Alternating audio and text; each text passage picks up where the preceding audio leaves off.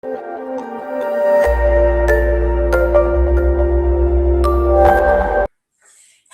and welcome to Janette's TV and Janette's TV podcast. I'm your host, Janette Burke.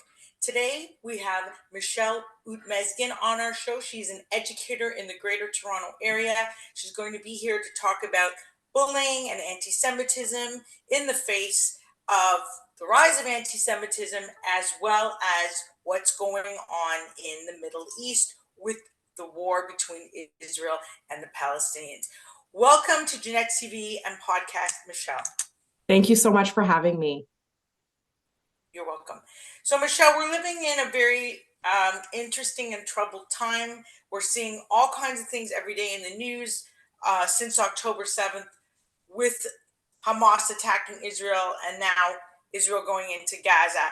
And this is giving rise to a lot of concern in our communities, and possibly more violence and more bullying. We know that anti-Semitism is not a new issue. We also know that it's been on the rise for several years, not just in Canada, not just in Ontario, but all over the world. Michelle is an educator who also, you do a lot of advocacy for bullying, anti-Semitism, Jewish rights, anti-Israel rights, and so on and so forth. What do you see happening? And maybe you could just take us through your journey of some of the efforts you've put forth in trying to combat anti-Semitism in the role of an educator. Sure. So I've been teaching since 2004. So it's been 19 years, which, like, blink of an eye, it's kind of crazy. I remember one incident of anti-Semitism from when I started teaching until the last 2 years, where there's probably been about 3 or 4. So I'm lucky that I teach at a school where, the students are for the most part well-behaved. It's very multicultural. So we don't have many issues that some of the other schools have, but we've definitely seen an increase in the number of anti-Semitic incidents within the last couple of years compared to, the previous 17 years of my teaching career. So it's scary. It's scary because, these children are young. We're talking about students aged 9 to 13, and it's impacting them. They're being indoctrinated on video games and social media, and it's bleeding into the classroom. And we're starting to see, where a student does a Nazi salute to a Jewish girl, and that's completely unacceptable. And that's why we really need to educate our students. So, the government took a step this year. They created new curriculum expectations around anti-Semitism for the grade 6 social studies curriculum. So I work for the York Region District School Board. So I was part of the curriculum writing team that helped develop resources for teachers over the summer. So we met and we, accumulated resources, and we curated things, and we came up with lesson activity stuff to help teachers, because we're all overwhelmed in our classrooms. Public education is highly underfunded by our conservative government. And so this was just something we could do to take something off the plate of teachers. I'm also part of the OCT, which is the Ontario College of Teachers writing team, to help develop guidelines for the new Holocaust education and anti-Semitism additional qualifications course. So those are courses that teachers can take, over the summer afternoons. And so they're starting to offer this, and I've been asked to help contribute to that as well, which is a huge opportunity. I'm very excited to do that and hopefully have an impact on the way anti-Semitism education happens in this province. Because up until now, there has been basically nothing. There's been, Holocaust Education Week and, International Holocaust Remembrance Day, but it's up to individual teachers whether or not they want to teach it. So, if teachers don't talk about it, students don't learn. And now more than ever, students, they need to learn. Getting back to what you were just saying about the curriculum changes and what have you, you were instrumental in that process. What has been put into place? What are teachers now being told to teach about the Holocaust that might help younger generations understand it, or at least combat anti-Semitism? Yeah, so that's interesting because we were expecting the expectations, because the ministry wrote them, like teachers, they have teachers who work there, but the general public of teachers, general elementary teachers, didn't have a say in those expectations. So when they came out, they're not actually about the Holocaust. It talks about immigration restrictions on Jews and the impact of anti-Semitism before and after the Holocaust. But it doesn't actually tell teachers to directly teach the Holocaust. So you can't talk about anti-Semitism after the Holocaust if students don't know what the Holocaust is. So even though it's not directly in the curriculum, it has to be taught. So we put together, slide decks, basic information, especially because we're talking about 11-year-olds. So we don't want them seeing gruesome photos of piles of dead bodies. Like they do not need to be traumatized. So really focusing first off on who Jewish people are, right? Because people don't even know. I had a student actually say to me, I was away for Yom Kippur, and she was like, "Oh, why were you away?" And I was like, "Oh, it was a Jewish holiday." And she said, "What's Jewish?" Like she legitimately did not know. And so they need to learn. They need to see who Jewish people are before we show them who, what the Holocaust was and how Jews were victims. Because overall, we're not victims. We've overcome, and we've moved on, and we carry that trauma with us. But we have come forward a long way. Like look at the number of Nobel Prize winners. Most of them are Jewish. Like we have the highest percentage of Nobel Prize winners. Like overall, there's a lot of very successful Jewish people. And I think that's where a lot of anti-Semitism comes from, is that people see these successful Jews and they see, white faces and they think, oh, Jews are just white privileged people. And that's why we need to teach students who Jewish people are, because there are Jewish people from every walk of life, including Jews of color, and mixed race, and even Jews who intermarry and who have converted. And I think that's important to recognize the cultural diversity and the ethnic diversity of the Jewish people. So that's part of it. Looking at Canadian government policy, so the none is too many policy, the MS St. Louis and the ship that was turned away and the impact of that. So that's part of the resources we put together. And so the Toronto Holocaust Museum, the Vancouver Holocaust Education Center, Friends of Simon Wiesenthal Center, Liberation 75, they all have a ton of resources available for free for teachers to use. They are thrilled to help and support. So we got a lot of resources from them, and that helped put everything together. Okay, I think it's very important. I'm going to go just touch upon a couple of things that you said, and I want to elaborate on a little further. Okay. You said that maybe a lot of people don't understand what Jewish is or who Jews are. Maybe they don't recognize it as both a culture and a religion, because we're one of the only groups out there that happen to be both a culture and religion. And you were saying about the strides that we have made, and we have integrated nicely into most communities with absolutely or very few problems.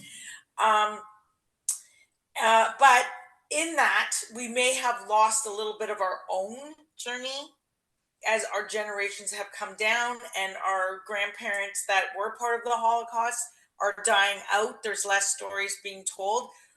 We're not living in Europe. But now, with the happenings in the world, and most recently in Israel and Palestine, there is sentiment, particularly on Facebook, which I've seen and actually shared, that the Holocaust is sort of happening again, and that we are not to forget, because the time is now. We need to remember. So, what do you say about that? Do you have any feeling of comparison to what happened in Nazi Germany to what is happening now? And do we see that spilling into Canada, US, and UK with the rallies that are both pro Israel and pro Palestine? It's funny. You look at, this anti-Semitic tropes about Jews controlling the media and, Jews controlling money and all of these things. And it's the same tropes over and over. They take the word Jew and they replace it with Zionist or with Israel. And it's the same thing. Like I saw a post where someone said, oh, Israel's controlling the narrative. Really? We're going with the trope of Jews control the media? Like, I think there's enough anti-Israel journalism out there to agree that we don't control the media. Like I don't even control the TV in my own house. Like I think that's it's a ridiculous statement, but it's definitely coming through. There was a 7-year-old boy yesterday who was beat up for walking down the street wearing a kippah.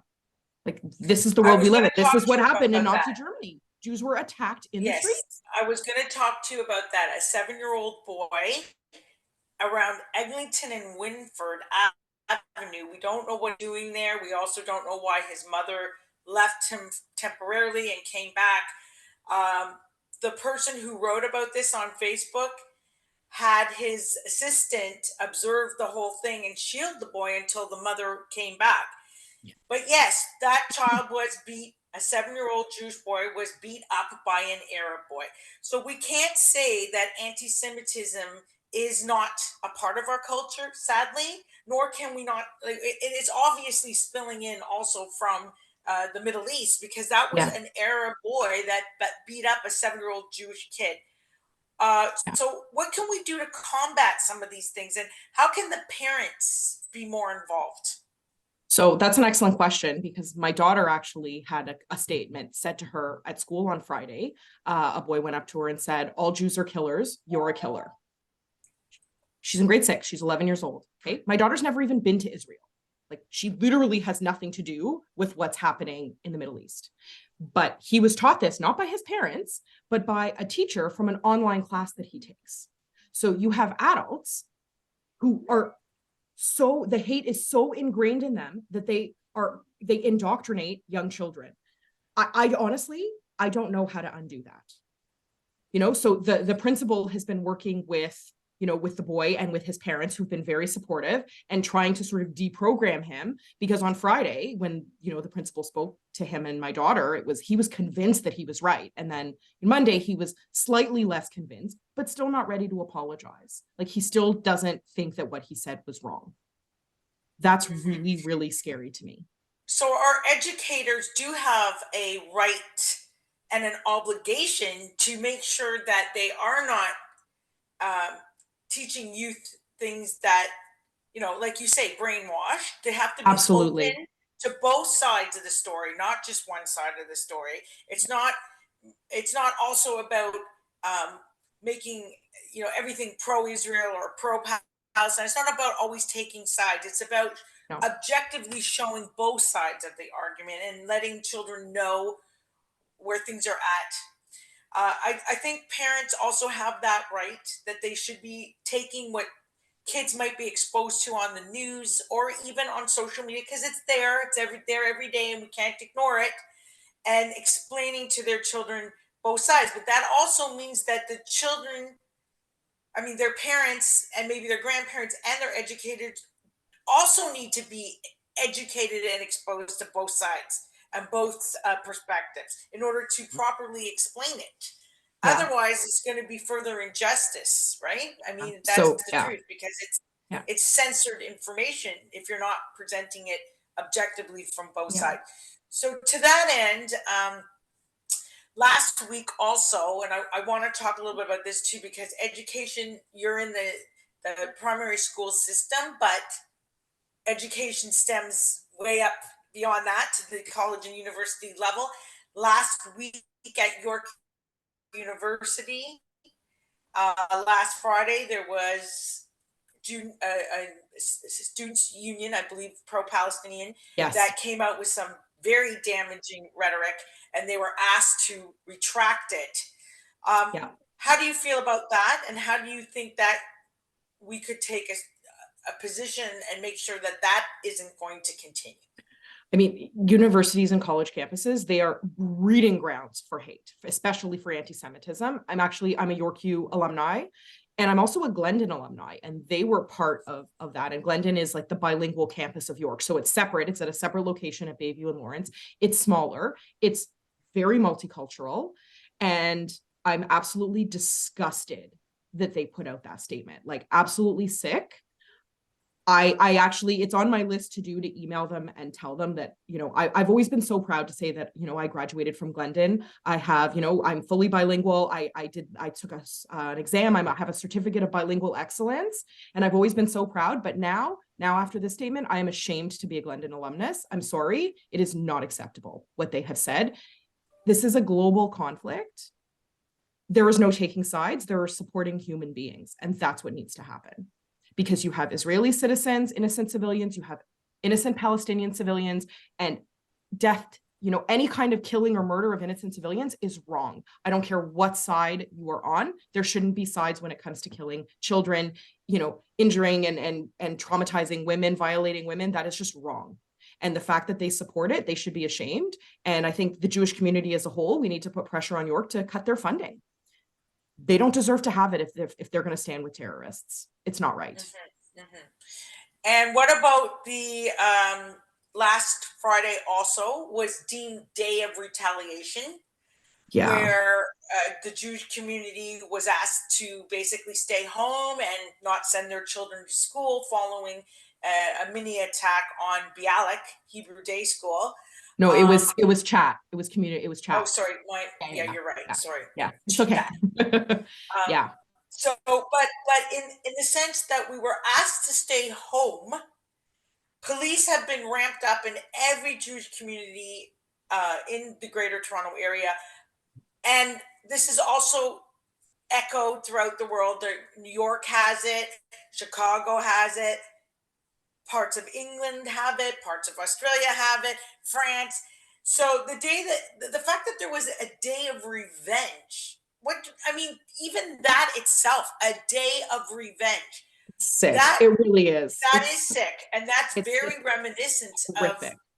Nazi Of Germany, Crystal Knock, 1930s. right? Of Crystal Knock. But That's what a do lot you of people think that associate. staying at home and not sending kids to school is the answer in this type of thing? Are we feeding into it, or should we be like not really paying attention? The truth is, I believe, and this is just my sentiment, that if they were going to be attacking us and killing us, they're not going to give you a warning called the day I of know. I said revenge. the It's going to same happen when you thing. least expect it, I said the just same. like it did Yeah. in Israel on October 7th, which was the beginning of Simchas Torah. Yeah. And no one in Israel they were all taken off guard. I don't think that we're going to get a proper warning. So do you No. think that ramping up security, ramping up police, telling people to stay home and not send their kids to school is the answer? Like, what's your perspective on that? I mean, there are a lot of people who were, highly anxious. There's people who are still anxious. There was a post yesterday on Everything Jewish Toronto about, should I send my kids out for Halloween? Well, like, I'm not going to take trick-or-treating away from my kids. Like, that, they shouldn't be traumatized. Personally, I don't think that that's the answer. I mean, I go through lockdown drills and hold and secure drills with my students every year. We turn out the lights, we lock our door, we cover the window, and we practice hiding in case, there's intruders in the school. This has been in place since Columbine. And, school doors are locked from the outside. They have to buzz to get in. There are security cameras. I mean, schools are as safe as they can get, especially in this country where we have sensible gun laws. So I don't think that parents needed to keep their kids home, but I don't want to also judge other parents who chose to do that, because parenting is so unbelievably hard, and it's always hard to know, whether or not you're doing the right thing for your kids. So I don't judge the people who chose to keep their kids home, but at the same time, when we cower in fear, they win. Exactly. That, and I'm going to repeat what you said. When we cower in fear, they win. So what do you think is the answer moving forward? How can we as Jews and even other cultures interact peacefully in a country that stands for freedom and religious rights? I mean, that's what Canada is based on. How Yeah. can we move forward? And what, if any, part do you think that Justin Trudeau could be doing to exemplify this or make it easier, make the process easier? You know, since COVID, when everybody's been online so much, I feel like people don't know how to talk to each other anymore and really listen to what the other person has to say. And I think that's where we're failing, because if people can sit down and have a respectful conversation and share their opinions, and even, nobody has to agree on everything, you can agree to disagree, as long as we agree on the fundamental things that, like rape and murder is wrong, that, if we can listen to each other and have real conversations, maybe we can actually try to understand each other and come to some kind of agreement and coexist in a peaceful way. Learning about other people's cultures, I think, is a great start. I would love to teach non-Jews about what it's like to be Jewish, have them to my house for Shabbat dinner so they can learn and see what Judaism is all about. That, I think that would be wonderful, be invited, attend mosque and see what it's like on a holiday. I would love that experience. it would be really interesting. And it's a, it's a way that we can learn from each other and learn that ultimately we're all people, we're all human beings. We all want to live peaceful, happy lives, and we want our children to be safe. And that is a good idea. I grew up in a small town. I had a lot of bullying for being Jewish, a lot of non-understanding about what it is to be Jewish. But then, it is hard to explain in some ways in that, we have people who've been in Canada, Jewish people who've been in Canada 2, 3 generations from an Ashkenazi European background. We have some from a Sephardic background, and we have Israeli, and we're all Jewish. We all have some common ground and common practices, but we also have a few differences, and so that needs to be communicated as well.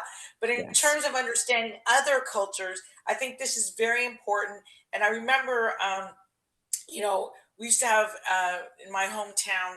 Uh, we used to have something called the Brotherhood Dinner, which brought together um, different disciplinary and interfaith minister, the rabbi, the priest, what have you, from all different perspectives, Catholic, Protestant, even Greek Orthodox. And they would have this dinner, Brotherhood Dinner, every year, and it would be hosted by a different place. Like one time the synagogue, one time the Greek Orthodox Church, what have you. And it did expose people to other people's culture and way of doing things. And it did promote understanding and acceptance. So I think you might be onto something there. I think maybe we should be looking at how can we do more of this when we live in a country called Canada that is a multicultural country and is a proud multicultural country and celebrates the whole idea of maintaining your own culture as opposed to going to the United States and becoming part of a melting Yeah. pot. So I think that this is very important. I think that the federal government, like maybe Trudeau, could take on more and bring it into the school systems as part of the curriculum. But I would like to say one thing, and I want you to comment on this as well. Okay. Last week, there was a rally, two rallies, one pro Israel, one pro Palestinian. But we're going to Yes. focus on the pro Israel one for now. Where the leaders of the community of Vaughan, of Ontario, came together, and one person who spoke there was Premier Ford, and Yes. he had been extremely pro-Israel supporter, as has most of the conservatives. So, do we see extra support there? I mean, going back in a few years ago, Stephen Harper was a conservative prime minister of Canada who was extremely supportive of Israel. Do He we was. see Yeah. something there where the Conservative Party is more inclined to support Israel and or Jewish ways and Jewish people in Canada? I mean, I don't know how much I know about Canadian politics in terms of that. I definitely remember, Stephen Harper standing up and saying, Israel has a right to defend itself, and being surprised because previous prime ministers, I don't recall anybody ever saying that, but I was also young. So they may have, and I just don't remember. I did happen to listen to Ford's speech because I had heard a recording of it, and I was very impressed with the way he stood up for the Jewish community. I saw Stephen Lecce's tweets, and I mean, I actually met Stephen Lecce last spring because he's my MPP, and I was speaking to him at an event about anti-Semitism education. And, speaking to him in person, like I could see it in his face, like he was truly distraught by the anti-Semitism that our community is experiencing. Like he is not okay with it. And, he really felt like, these curriculum expectations was, hopefully education is really the way to combat, this hate. I don't know if it had been another government in power, what it would have been like. I honestly, I'm not sure. I mean, Well, we have Melissa Lantsman also, who is a Jewish yes, MP she's for she's she's Thornhill, and very she good. spoke also. I didn't get to hear her speech. I heard it was excellent. So which is great. And I think that's part of the reason that there is so much support from the Conservative Party.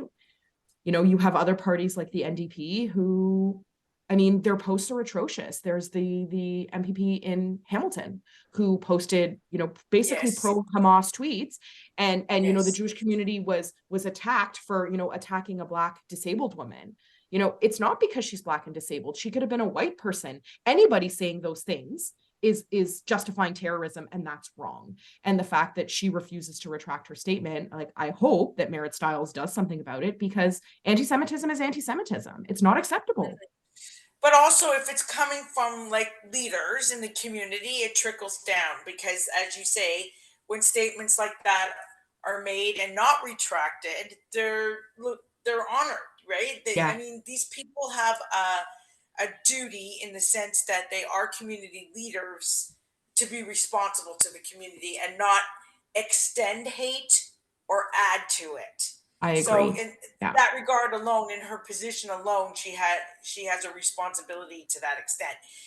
yeah, So I think we're just about out of time, and I want to give you, some things that we could think about maybe, or some tips or advice that you could give us to how we could move forward, or where you would like this issue to go, so that peace is a probability as opposed to just a notion we always discuss and never see. yeah. So my first piece of advice would be educate yourself.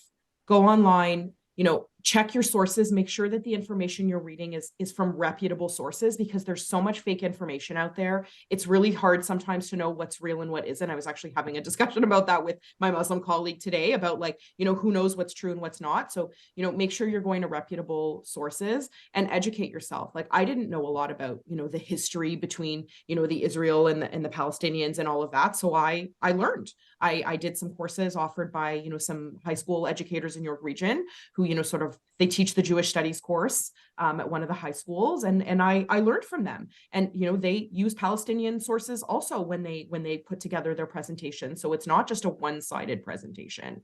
I think that's important, that people need to be educated, and, try as much as you can to spread kindness and understand and be understanding and listen to other people. We all have to live together, and, being hateful and angry and resentful all the time, it doesn't help. It's not healthy. It's just, it doesn't make the situation any better. True.